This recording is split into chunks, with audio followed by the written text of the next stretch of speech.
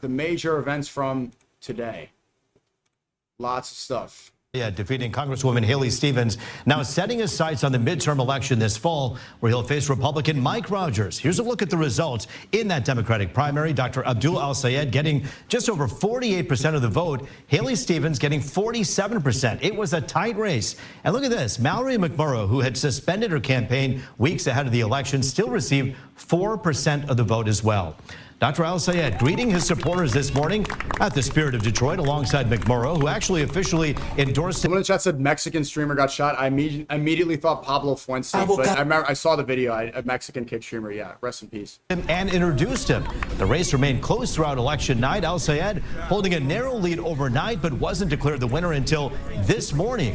Stevens called al-Sayed to concede and in a statement said she would back the campaign.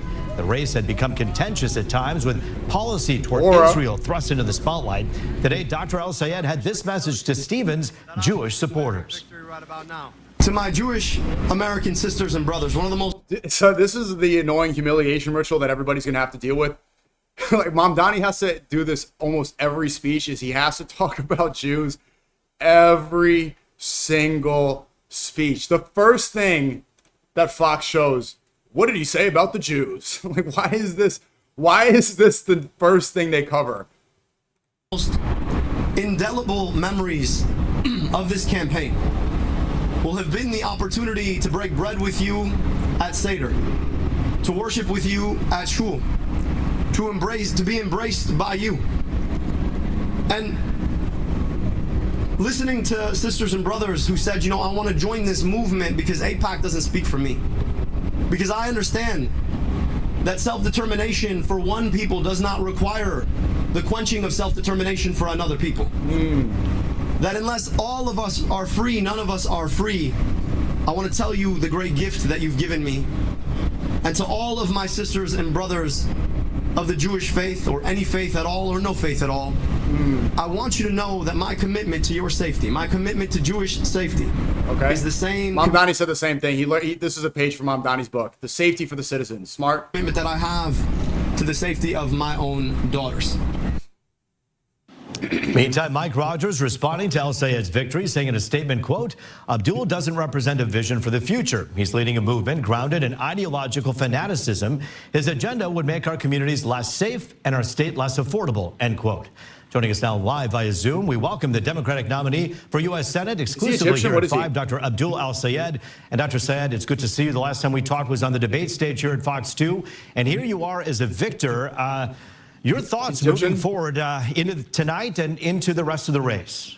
I got it. Mashallah. I'm starting to I could make a distinction between Arabs now. I could just tell by the way he looks. Well, Roop, it's an honor to be with you again, an honor to speak with the viewers of your channel, and grateful to be able to speak as the Democratic nominee for U.S. Senate here in Michigan.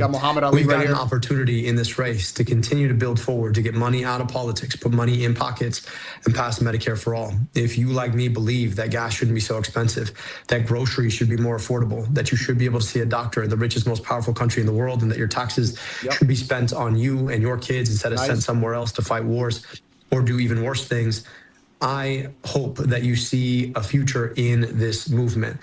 We know that it's been a contentious primary, so I'm reaching out to anybody who supported us or didn't support us to come join this movement to build a Michigan where our politics are focused on we the people rather than on the corporations and the special interests who dominate Mike Rogers and have dominated our politics for far too long.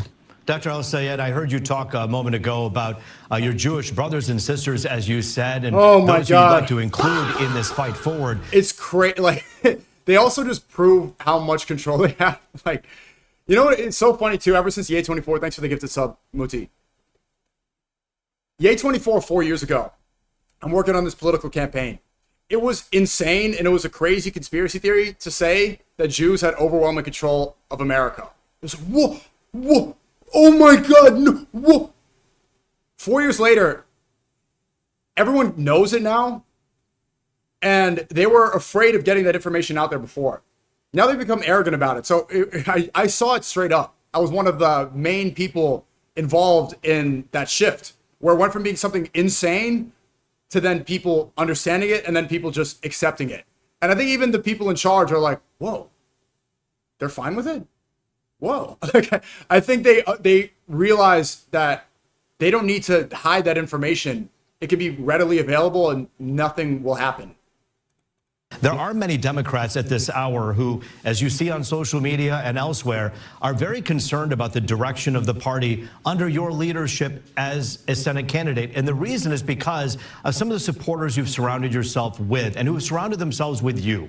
What do you tell someone who sees a Hassan Piker show up here in Detroit at a pool party and says, wait a minute here, I thought Dr. Abdul al-Sayed was for all of us. What do you talk about when we see those followers? Well, I'm grateful for the majority of Democratic voters who gave us their vote, but I also know that there is a large minority who didn't. And what I'll tell you is that my job is to reach out to as many people as I possibly can to have a conversation about who we are and who we want to be.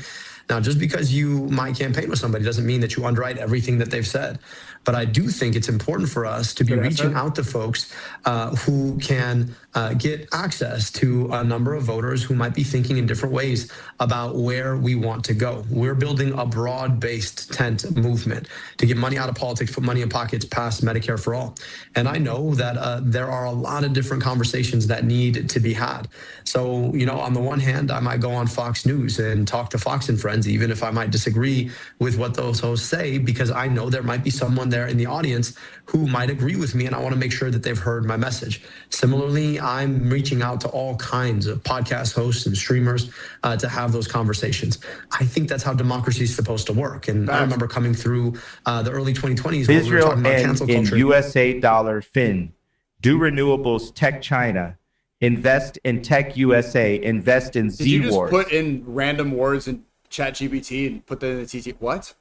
Did you just say a bunch of words? Saying maybe we don't want to do that because democracy is about the conversations we share. But I want to assure anybody and everybody that we have an opportunity to come together around building a place of Michigan of ours that is more safe, more secure, more empowering of all people. And that's my commitment as your next U.S. Senator. Dr. al-Sayed, Mike Rogers is getting ready. You know, the joke is that he was sitting back eating popcorn, watching you and Congresswoman Stevens fight it out, and now he's ready for his own fight. Moving forward here, your message to Republican voters who may not be happy with some of the directions of our country and internationally, perhaps the war in Iran, gas prices, the price of living, but they still don't see eye to eye with someone who they see as too progressive. What do you tell them about the vote between Mike Rogers and Dr. al-Sayed? If you're frustrated about the fact that Donald Trump told you that he wasn't going to take you to wars we didn't need to be fighting, and now that we're in a war in Iran, you're paying more for gas than you've paid in a very long time. If you're frustrated by the fact that DTE gets to charge you more in our state than they ever have before, raising our prices faster than in 46 other states over the past 20 years. If you're frustrated by the idea of a data center in your backyard, if you're frustrated by the fact that your groceries are too expensive, I'm the only candidate in this race who's not bought off by big corporations. I'm not asking corporations for their corporate checks so that I can turn around and do their bidding, which is exactly what Mike Rogers has done. This is a guy who voted to raise prescription drug prices I don't know how many times. So I'm hoping that you'll support me because, look, we got an opportunity to break the system of politics that has corporations buying politicians to do their bidding instead of ours. We've got to make sure we return government to the people, of the people, by the people. And this is what that is what this campaign is all about. Dr. al-Sayed, I know you've mentioned you want to do debates. I just want to put it out there. You did a debate with us before with your other opponent. Do another one with us. If you want 5, do one of them here at Fox 2 with us. All right? I'll tell you what, Roop, you know I'm going to do it. So you go ahead and reach out to Mike Rogers, but I'm betting he's too much of a coward to actually debate me. So let's see what he has to say. So I'm here. I'm on your station telling you I'm going to do it. Let's see what Mike Rogers has to say. We are working with his team. Abdul al-Sayed, let's go. Congratulations to Abdul al-Sayed, the new caliph in Michigan. Inshallah, he becomes senator. And inshallah, next we have an Islamic president. Mamdani saving New York. Inshallah, Abdul al-Sayed saves Michigan. Look at the Muslims. We're going to save this sinking ship of a country. Nobody else has a real opportunity and has a real platform and is really addressing the problems besides the Muslims. People get upset when I say, inshallah, the United States will become Muslim. They're so scared of a Muslim actually making real change and caring about the people. They're scared of Sharia law, Islamism. You bring up a great point. Actually, I saw this from J.D. Vance. Look, yeah, you're perfect, TTS. Look at what this Peter Thiel shill. Are working with us. We don't want the next administration, whoever, God forbid, you're going to have President El Sayed in 3 years. We don't want him to undo all the incredible work that we've been doing when we've been taking out the fraudsters and saving the American people money. The fraudsters. He's talking about Nick Shirley. Look, I would rather have Osama bin Laden than Peter Thiel's hamster. Like, any day. I would rather have Osama bin Laden than JD Vance. This guy sucks. It's just a Peter Thiel shill who's trying, God forbid this. He was a never Trumper not that long ago. Now he is already the vice president of Trump, the guy he said was Hitler a couple of years ago. Got $15 million from Peter Thiel. So clearly a paid op. Yeah, him and his makeup. Just like, I'm sick of this guy. Sick of this guy. And are working with us. And I'm seeing some pushback. Daniel Kikachu is very critical of Abdul Sayed. I think he's being too critical. I think, Daniel Kikachu, that's my brother. Love the guy. But he's tweeting here. He said, so let me get this right. Muslims should get on their knees in gratitude that Abdul won. I don't think anyone's saying that. I think we're just happy that this is a better. It's like we should be crying tears of joy because people aren't saying this. Because he says the U.S. shouldn't unconditionally give money to Israel. Whoa. What an incredibly revolutionary statement that Ron Paul, Bernie Sanders, and even Joe Biden were saying 30 years ago. In the meantime, Jews have done an entire genocide recorded in 4K. American disapproval of Israel is at an all-time high. But as a Muslim, I have to get excited about a brown clown trotting out the same talking points from 30 years ago. Daniel's calling him a brown clown. Like, dude. A guy who can't say two sentences without professing his love for Jews in the local synagogue. The problem is our expectations for what a genuine anti-Zionist candidate looks like have not evolved despite a completely different political and social landscape. Yet another Ilhan Omar, Sadiq Khan, or Zohar Mamdani is not going to cut it. I feel pity for those Muslims who are going to fall for it again. Yeah, look, okay. It's not perfect, but this is a step in the right direction. Like Daniel and the people that are really critical, do you think that there's going to be a caliphate in America immediately? There needs to be doors open first.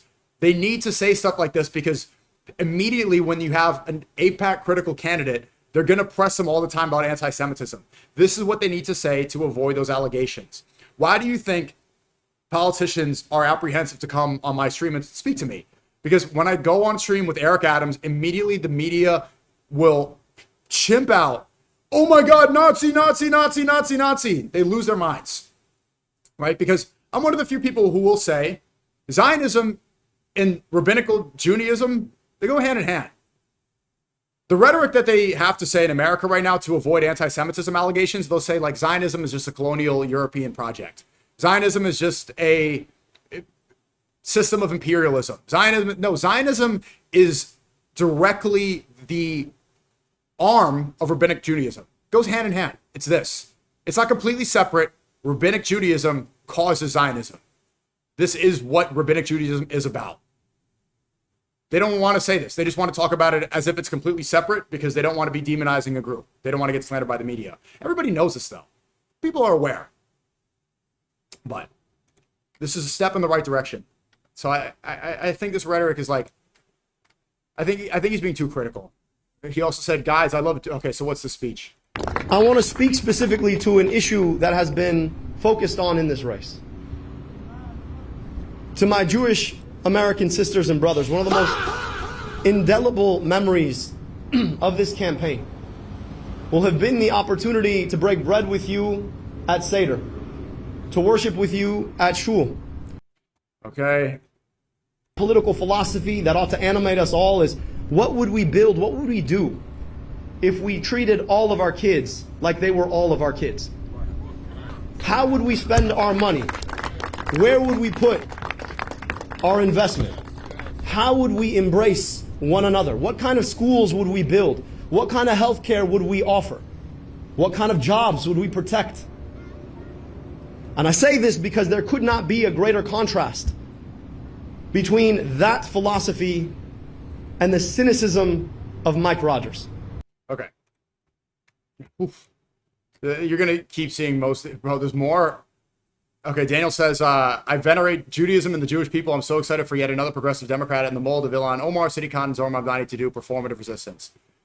All right. Okay. I mean, dude, let's take a win, huh? Let's take a win. He said, where did unity go? Doesn't matter what side, truth and love over ego any day. Even Canada's government is paid by Israel from an annoyed Canadian. I know. I need unity. But if people don't want it, if people like just feel like you're like, what happened to unity? Look, bro, you have people, you have Mexican white nationalists. Did you see Jake Lang getting attacked in Dearborn, Michigan? I didn't see that. Literally saying, F unity. If you're not a goiper giving me TTS, if you're not wearing a Deport Sneako t-shirt, you're an enemy. It's like, okay, you can't unify with people that are saying F unity. You can't, there's no unity there. And I've tried my absolute best, and there's no one that can say I didn't.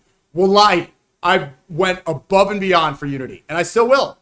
But with these people, bro, it's like, how am I unified with people who say F unity? AIPAC and Israel are not the same as Judaism and the Jewish people. I love Judaism and I love the Jewish people. I venerate Judaism and I venerate the Jewish people. I stand with Judaism and I stand with the Jewish people. And the single... Woo! Woo! And the single most dangerous thing that they've tried to tell us is that somehow they can extend the definition of anti-Semitism to include a foreign government and its leaders. I call bullshit. No. No. If you believe that anti-Semitism extends to include a foreign government and AIPAC, you are creating a dangerous circumstance. So it is important for us to recognize that we love Judaism and the Jewish people because... Okay, I know, yeah, I know. But let's be real. Do you think that he'd be able to win a primary without saying this? In the state of the country right now, would it even be possible to get elected without this rhetoric? I don't think so. Because we love people. And we love Palestinians and their rights because we love people. And we love that our tax dollars get spent here, on schools here, and healthcare here, because we love people. Okay, quick. Jake Lang, I don't want to get too out of order. Just quickly see this mail. He got attacked. I was nearly stoned to death by hundreds of savage Muslims in Dearborn. I mean, this is why like the white nationalists are just subversive. A lot of them are feds. They don't actually want to change anything. They just cause chaos, and then they get upset when they see the result of their actions. We do not want these illegal immigrants here. Jesus is king of Dearborn, Michigan. I speak the name of Jesus. Oh, shit. No rioting, no violence. No violence. Yeah, don't do that. No violence. No violence. No violence. No violence. No violence. No violence. No violence. No violence. Oh my. Yo, look at that Shia at the end. No violence. Wow. Port ICE. Jesus. Oh gosh. Deport 100 million, save America. Yeah, but like this is not going to happen. The violence is bad. Don't hit these people. That's what they're looking for. And it's just going to cause more. But this is like the rhetoric from these people that pretend to be patriots. It's like, this is not going to happen. You're not going to deport 100 million. It will not happen. So do you want to save this country, or are you just a subversive fed? He was hit with a rock. Another POV.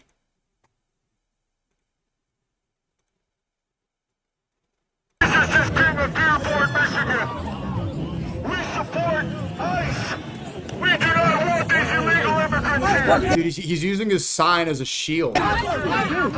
Someone said, Abdul, get the stones. I speak the name of Jesus. Okay, and then what's this? Shmuley? What happened to Shmuley? Let me guess, he's crying anti-Semitism. So 1 second, hold on. You just made me hang up on my attorney. I told you it was on the phone. I told you I didn't want to interrupt, and you said you said to my Rashuli, you said that you are a big fan. You lied through your teeth, and then you said fuck Israel. Why would you do that?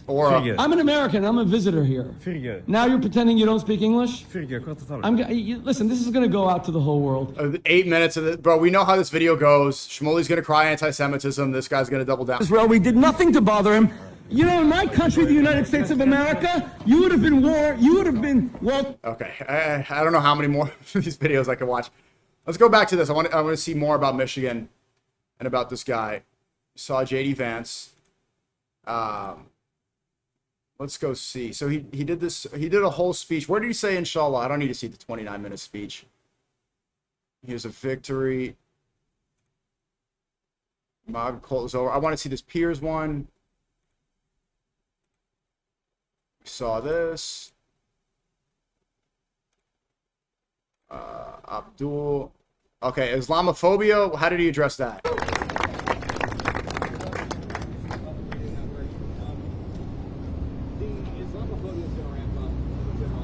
Can't hear the question, but.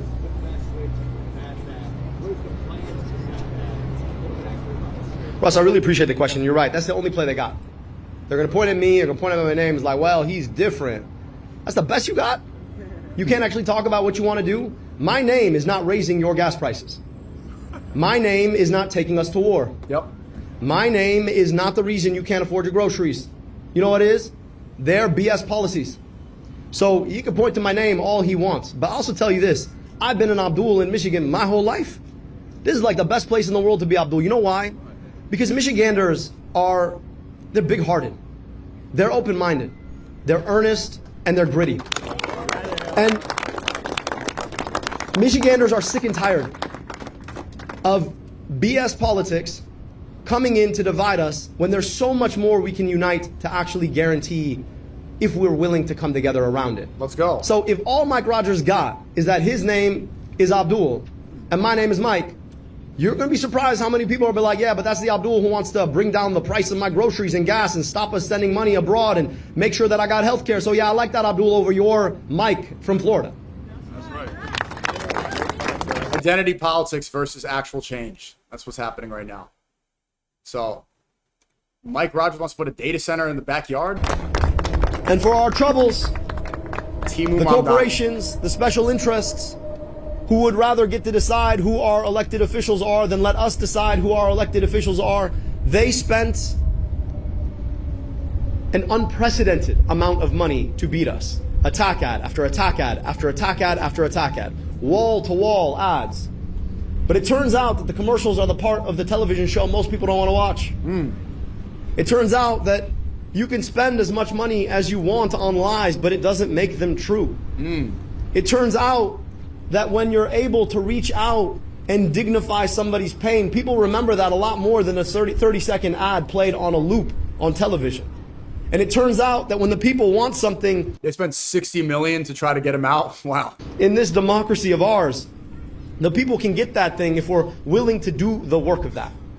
And that's exactly what Michiganders up and down the state showed. 12,000 volunteers knocking nearly 10,000 doors a day to defeat an unprecedented amount of outside money, $70 million. But right now, as bitter and as divisive and as cynical as the campaign against us might have been, I want us to realize that there is so much more that unites us now. Someone said, we smoking on that APAC. I like that one.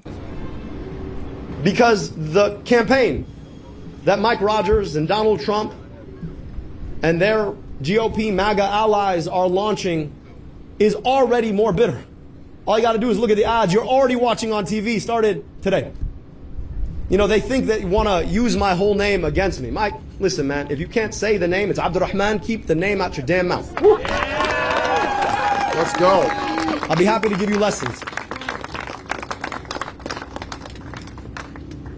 But they understand that the only way that they think they can win is to drag us into the mud, to believe the worst about each other, to believe that what divides us is bigger than what unites us. They want us to think that the reason some of us ain't got is because of other people got. But it turns out that the reason so many of us ain't got is because of the system that has corrupted our politics to take it away from us. And that is the thing that we are taking on now. Aren't you just like that movement to get money by laughing as people do violence and threaten to do it? Wow. No, I'm laughing when someone in the chat said Abdul get the rocks. Yeah, I'm openly saying do not do that. Like, I don't encourage that. That's wrong, and it's just gonna feed into their hands. Money out of politics. Put money in your pocket. Pass Medicare for all. It is a big movement. I want to speak specifically to an issue that has been focused on in this race. To my Jewish American sisters and brothers, one of the most indelible memories of this campaign will have been the opportunity to break bread with you at Seder, to worship with. Okay, yeah. Are you talking about? We saw this clip before. The Democrat Socialist Party, they hate the USA. That's what they keep using as propaganda. I don't want to be able to break that down. You guys hate America. America first stole that Pablo ain't know what to do with that. Stole that. You hate America. You don't like war in Iran and Venezuela and turning off the lights in Cuba? No, I hate this American endless imperialism that destroys the world for no reason other than to benefit the trillionaires who push race war slop. I want the best for this country, and they will use that propaganda. You guys hate America if you don't support this regime that does not benefit anybody but that oligarch class at the top. That's openly bragging right now about inside trading, about rigging the markets, and doing crypto pump and dumps. It's never been this corrupt ever, publicly. Trump is talking about how he is rigging the markets to benefit his family. They are doing crypto scams. They are giving money to their circle. They are manipulating the oil market with speech. If you oppose this, it's not that you hate America, it's that you hate these people that are stealing money from average citizens to go benefit people that are on the Epstein Island. Don't let people program you with anti-American, oh, you hate America,